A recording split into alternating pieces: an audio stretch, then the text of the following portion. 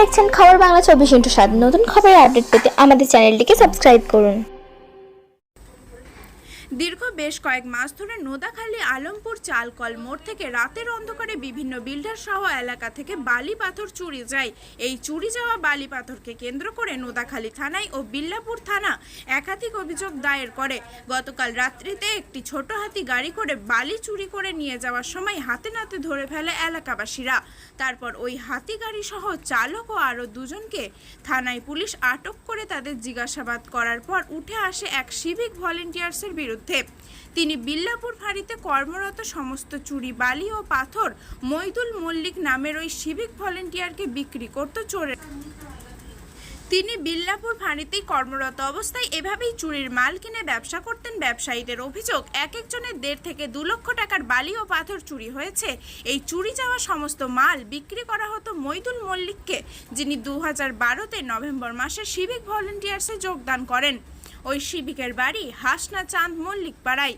Civic ভলেন্টিয়ার্সের নিরাপত্তার কর্মী হয়েও কিভাবে এই অন্যায় কাজের সঙ্গে জড়িয়ে পড়েছিল তা এখনও স্পষ্ট নয়।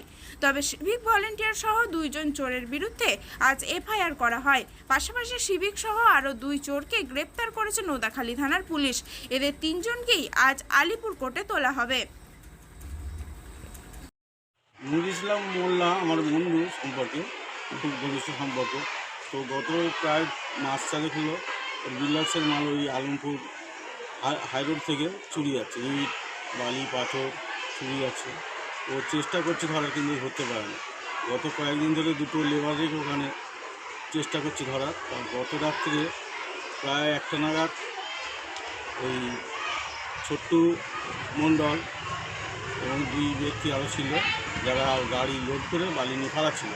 সেই সময় যে লেবারগুলো গাড়ি দিচ্ছিল না, একে হাতে নাতে ধরে ফেলে এবং নোদাখালী থানাকে খবর দেওয়া হয়।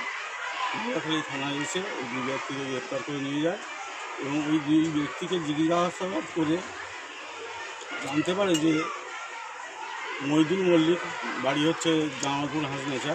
তো ওর একটা বিল্ডার্সের দোকান আছে, ও ওই মালগুলো কিনে ওখান থেকে বিক্রি করে। উনি কে? উনি একটা নোদাখালী থানার সিভিক পুলিশ, খবর দিত না। ও ওই গাড়ির সামনে বাইক নিয়ে যেত আর পিছনে ওই গাড়িগুলো যেত।